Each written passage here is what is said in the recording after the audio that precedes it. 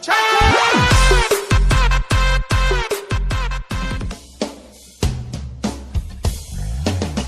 ่นไผก็คงจะหาสิ่งที่เป็นของตนจะมีไผที่จะมา สบายดีท่านผู้เบิ่ง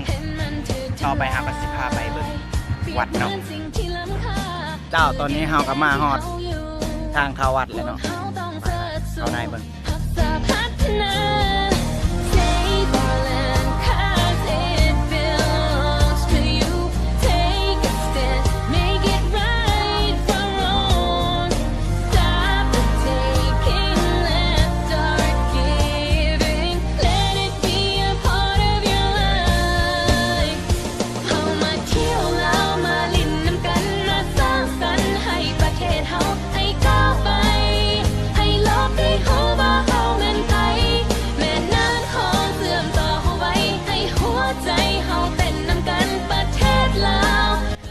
ที่เห็นผ่านไปนั้นก็คือภาพบรรยากาศของวัด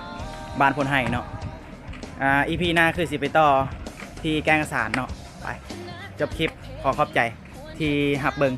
ฝากกดไลค์กดติดตามกดกระดิ่งไว้ในเด้อเพื่อคลิปใหม่ๆบ๊ายบาย